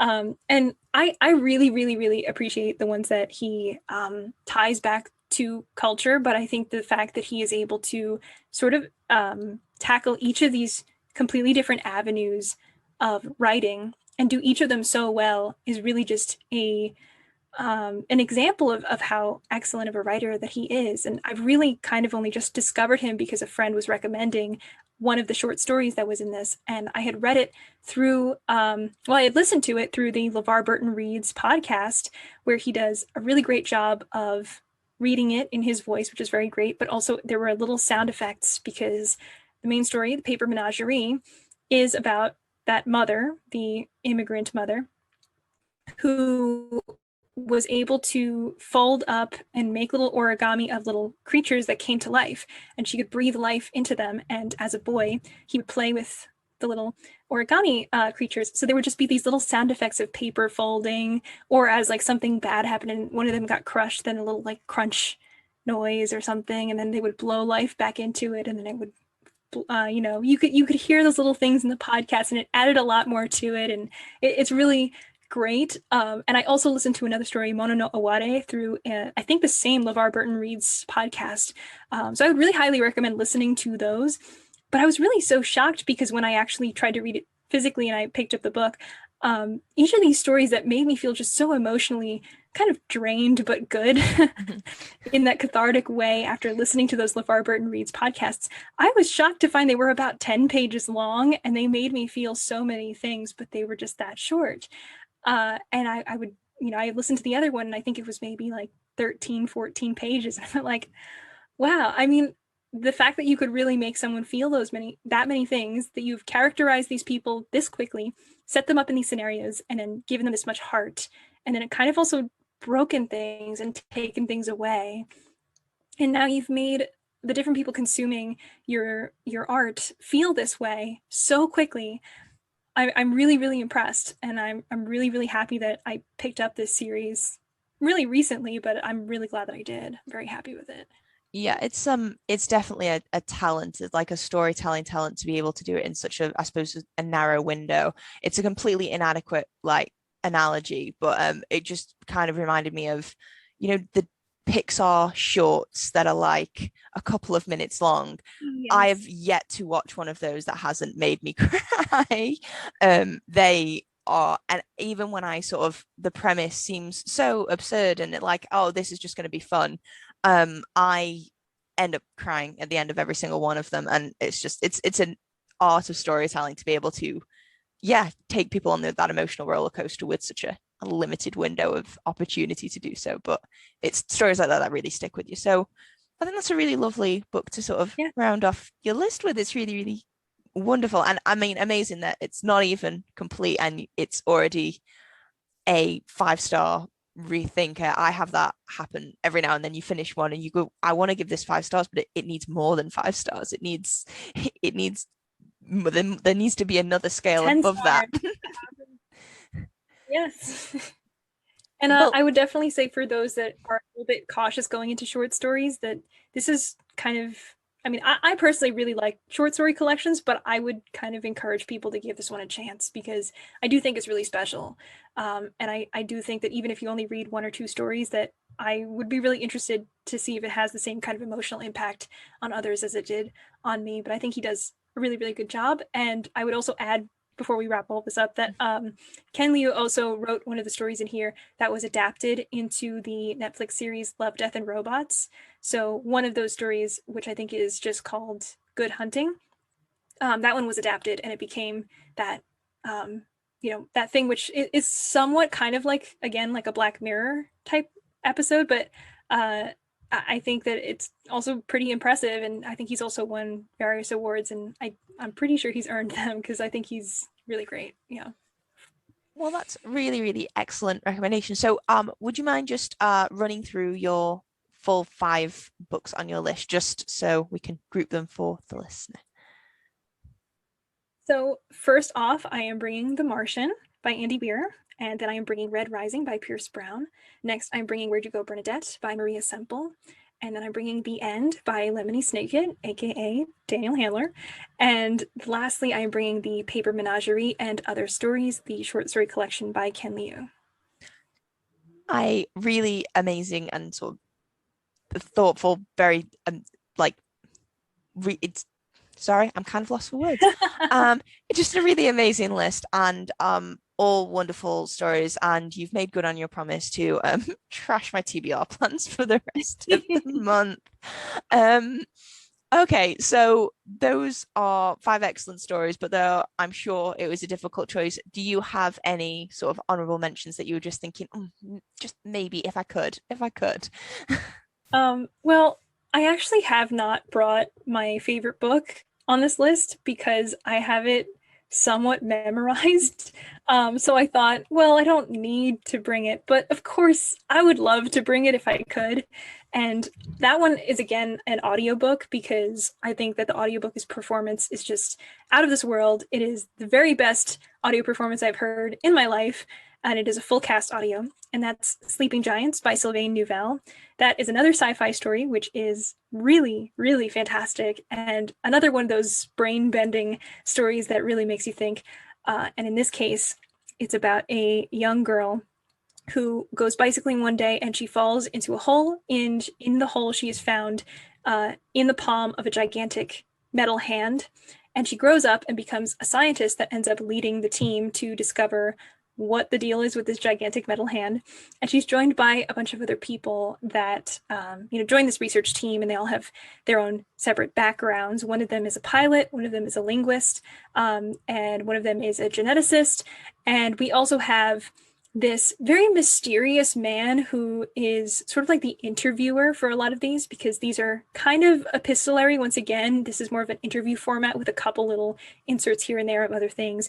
But he's very mysterious. We don't know his name. We don't know what his deal is, but he seems to be like maybe part of the government or even above that, because he has clearance to do whatever it is he has to do. When people say, I'm going to call the board about this thing, he goes like, I own the board, so don't bother. He's that kind of person. I love him. I think he's amazing. He is like a little scary, but I love him. He's great. And the story that goes on with that everybody that all of the characters that are here, I just think that they're all very compelling in their own way. And as events unfold and they kind of start to discover other body parts that are buried in the ground and realize maybe we could put this thing together and make like a giant person. Wait, where did this come from? There are a lot of questions that are being asked that lead to pretty intense consequences, because those parts of this giant metal body are found all over the world, meaning you'd probably have to go into different countries, maybe ones that you're not as friendly with. And then also you need to kind of figure out what the deal is, because when they carbon date this metal and they try to figure out who made this, the sort of things that are required to make something like this are very, very, very advanced. And when they carbon date it, they exist and they were built and put here way before any civilization that we know of had the capability to do something like this. So there's a huge mystery of what the deal is with all of this that's going on. And I just think that it's another case of, you know, all of these kind of weird people from their different backgrounds having to solve this giant mystery, but also wonder, what does this mean for all of us, for us as people, for us as a team, and for us as humanity? What is this and what's going on with it? And as the story progresses into the other books, I will admit I don't love the rest of the series as much as I love the first book. So for me, it's no question. I would absolutely bring the first book because it's my favorite. If I could, as the honorable mention. But I still think it's like a really worthy series to still see out, even if it doesn't have the most satisfying ending. And it still remains my favorite book for sure. It's just really, really great. That sounds really great. I like there's like a sort of a kind of theme that runs through a lot of the books. It's kind of using science and sci-fi to an extent to which is something that's considered, I suppose, quite unemotional and removed from that kind of area to explain emotional and human and abstract concepts and questions and stuff. And I think that's really interesting.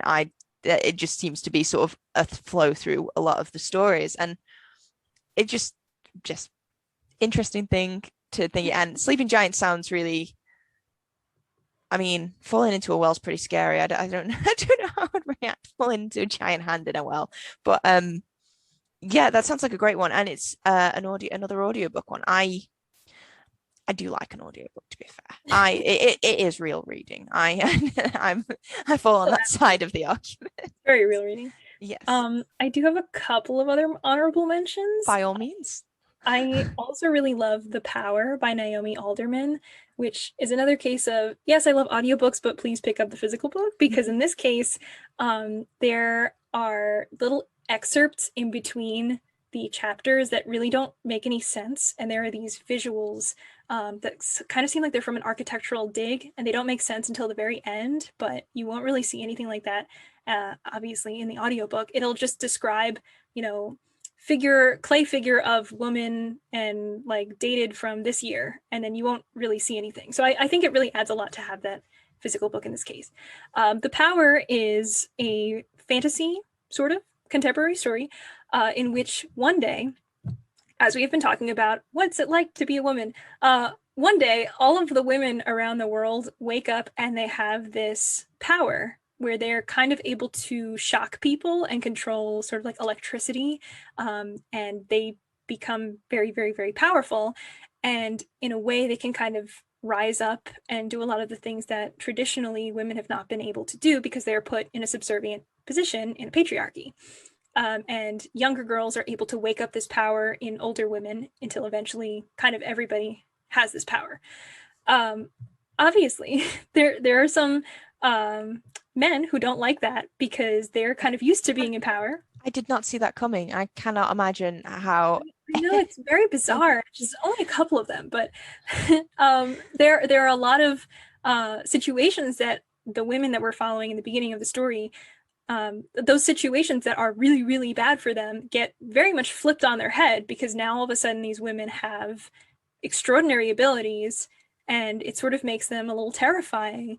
And obviously there's an underlying thread that I think most people can see, that this is sort of saying, like, what if things were a little different? What if we flipped the script? What if women had power and men didn't?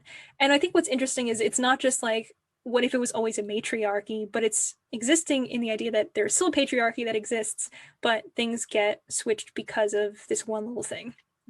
And there are a lot of instances where you'll point to a line and go, haha, I know what you're trying to say, such as these boys saying, like, well, we can't walk home alone at night because what if there's a woman there? Like, of course, we know those sorts of things. And, you know, like, there are some very graphic things in this that are very difficult to read at times. There are rapes, there are murders, there are like terrible, awful things that happen. But I think that they are there to kind of show you this is sort of what's going on, and these are all the terrible things that are happening to women. And then if we flip the script, then what happens? Is it a question that a women would just rule better, or is it that whoever's in power will always put the people not in power down and punch down and make things worse for them so they remain in power? And what I like is that it kind of addresses each of these from a very different perspective. So there is the case of people in a foreign country that are at war, and very often the women there happen to be very much oppressed. And I do kind of think like now, like that it's been a while since I've read it, that this probably could have been done a little bit better, because it sort of like drives the idea that people in different countries always oppress women or something like that. And I don't really think that that's the case. But in this particular scenario, I think it's like a fake made up country that they used.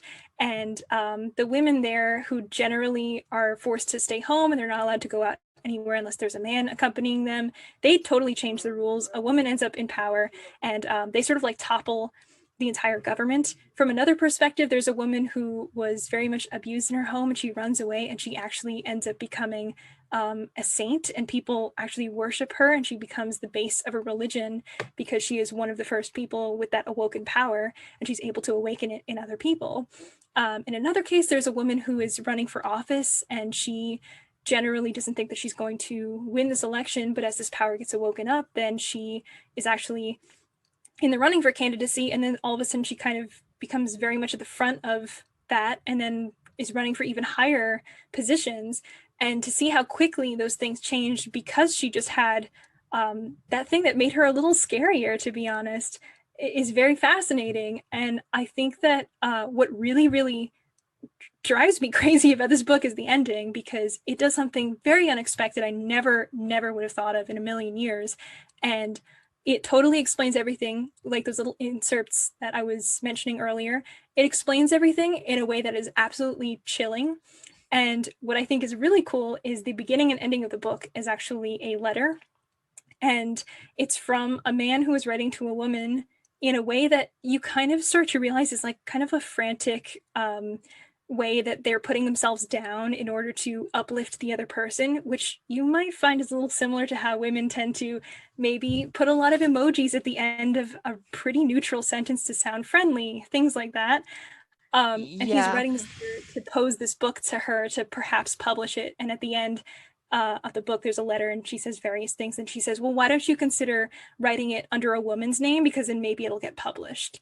So it's those sorts of things that you go like, oh, wow, that's very interesting story. And I think that this one, you know, I think there probably are things that could have been done better. There isn't really any talk of trans women or trans men and how they experience this power. I don't think any of that was mentioned at all. I don't remember very many LGBTQIA plus issues in the book at all, to be honest. I read this back in 2018, and I'm hoping to reread it pretty soon. And I think it's totally fine to still enjoy a book that you critique, but like I would still definitely like recommend this book, and it's definitely one that has a lot of enjoyment for me. But I would be aware of those things going in, that it's not 100% as sensitive as I wish that it were on some of those topics that, to be honest, at the time I wasn't totally aware of how important it would be to include those sort of things, and why it was you know, not 100% as perfect as I thought that it was when I first read it. But it was definitely another 5-star read for me back in 2018. Yeah, it's another one I've heard a lot about. It sounds I read a book called Vox by Christina Dolce, and it's kind of like the opposite of that, because basically instead of making points about equality by sort of, I suppose, changing the power dynamics, if anything, she just turns them up to like 1,000,000 in that book to sort of show it even more. And I remember, oh God, yeah, no, lots of feelings in that, because I think especially when you read any book that sort of talks about gender roles and patriarchy and that sort of thing as a woman, there's no, it's just really hard to not think of all the times that those systems have been used against you.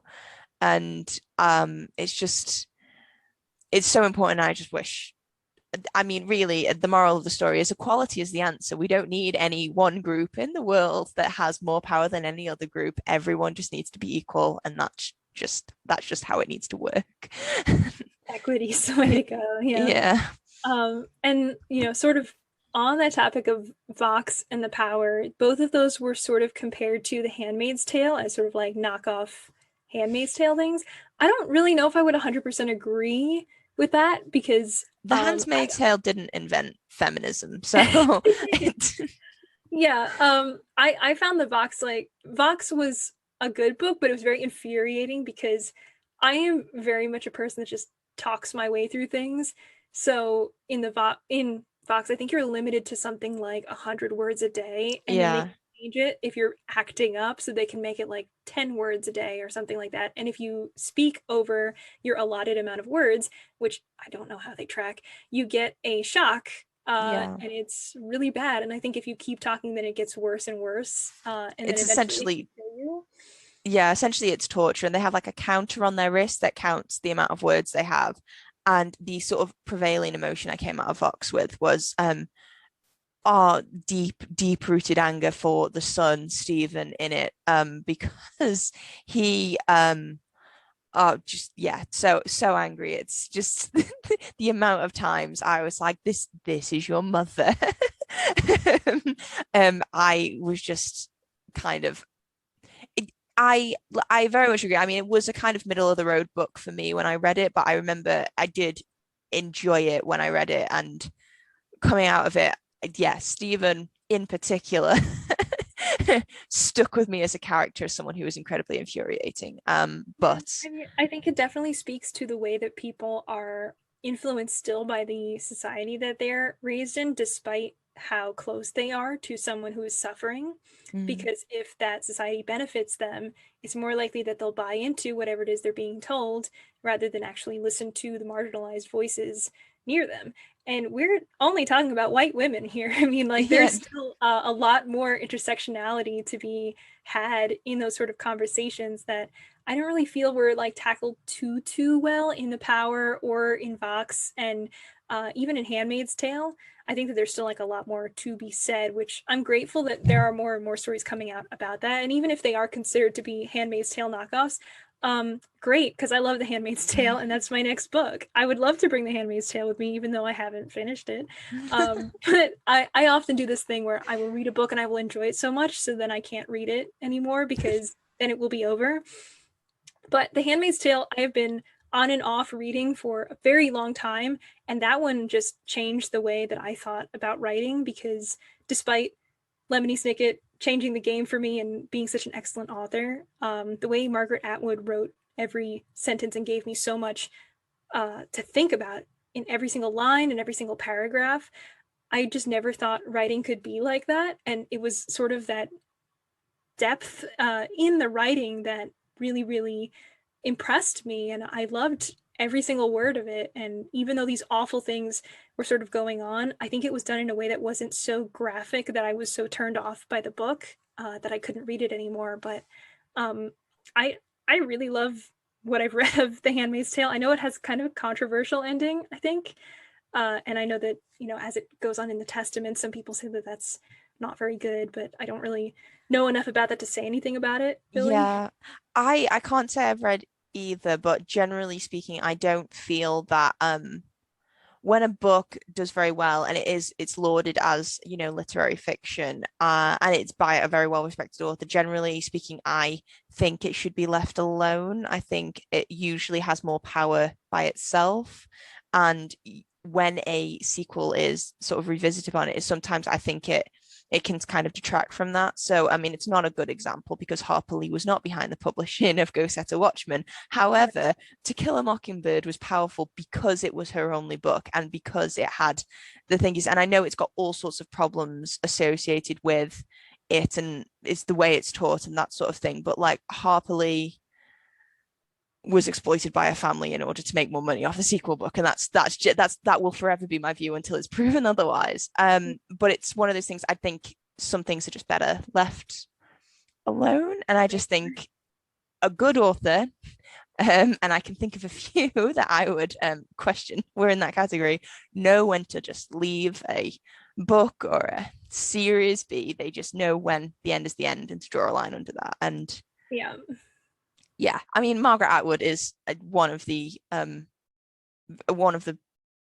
most powerful sort of voices in that sort of genre in the current day. So I suppose we'll defer to her superior judgment. But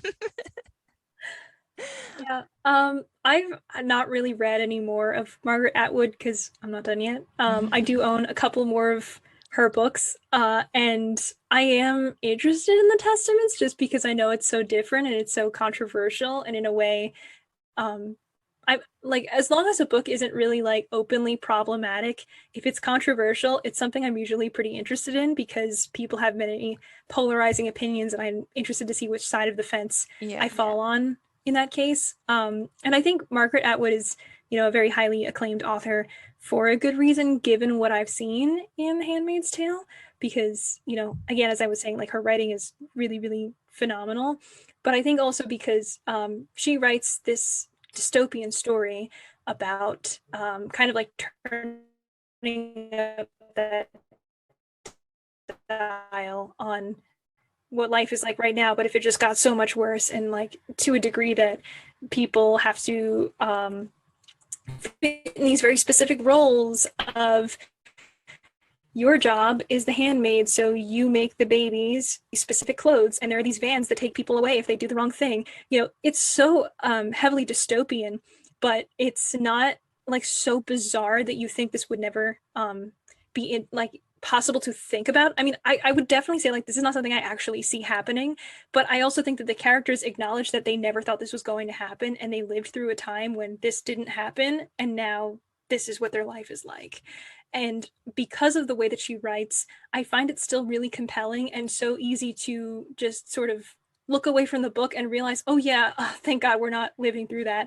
But you just get so trapped in the story that it's really hard to remember that this is fiction, because she still writes about these like really horrifying things that happen to people as they try to rebel or try to run away, and run away from the society that's just stuck in this one specific area and they want to get away. But the sort of things that they go through, and the trials, and what it's like to try to hide things away and maybe try to find a way to not be stuck in this role that's predetermined for you.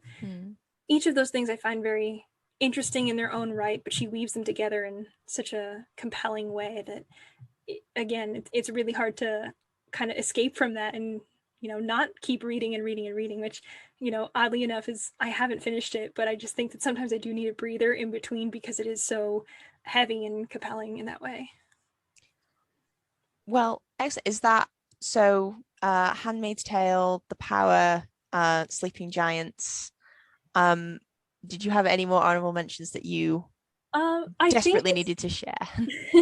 I think that's mostly it. Maybe the only other one I would add is a nonfiction book called Close Encounters with Humankind, just because it's, I think it might be useful to have something to keep referencing back and sort of see different things about evolution, and sort of remember, assuming I am isolated in this little cottage, what other people are like and how we came to be. But, that one, unfortunately, is not a book I can say too much about because I haven't really read much of it. But I think for everything else, I think that's the full list for me. Well, it's an excellent list, and that's completely fine. For the reassurance of any listeners, you in your mystery location, it'll kind of be like in Percy Jackson, Calypso's Island, where she has all of the invisible helpers that make sure she has all her needs attended to. It's Okay. like that. That's what you're like, just A little constantly. paradise. Okay. Yeah, exactly like that. That's how I envision this. No one's suffering and everyone's volunteered to be there. I'm not about banishing people to to remote areas to read only 5 books because that would be truly cruel. Well, it was such an amazing list. I've had so much fun talking to you. I feel like I could talk to you for hours and hours and hours and hours about books. It's been so much fun. If listeners wanted to hear you talk more about books, hear more about the books that you enjoy, where could they find you? I have a booktube channel, which is just a YouTube channel that's all about books, called Let Me in the Library. And I also have an Instagram called Let Me in the Library, and a Twitter, which is called let me in the lib because I ran out of characters. Usually I will upload videos every month and talk about the different things that I'm reading. I will occasionally do reading vlogs and wrap-ups and talk about those books there. And for the most part, I'm much more active on Twitter and Instagram, and I love connecting with different people and just discussing whatever it is that we're reading and planning out buddy reads and readathons. And there's a lot of exciting things that are always happening in the book community. So for those that are interested, I always highly recommend joining the community, even if you feel like you don't have enough that you've read under your belt. I promise there's always a place for you. And, I'd love to hang out with you if you ever want to connect with me. It is a really amazing community and you're a really excellent part of it. So I'm so glad that you came to join us on the podcast. If listeners wanted to find the podcast anywhere, we're on all the major podcast providers now. Anywhere you can get your podcasts, and we are at Books to Last Pod at Twitter, Instagram, and Facebook, because I also ran out of characters and couldn't fit podcasts on, and I wanted them all to match. So listeners, thank you so much for listening. Rachel, thank you so much for giving me your time and talking to me about these amazing books. It's really, really thoughtful list, and I really enjoyed it. Thank you so much for having me. I'm so glad to have come on the show, and it was so much fun. Honestly, our pleasure. So yes, listeners, thank you for listening. Rachel, thank you for being here. And until next time, bye for now. Bye.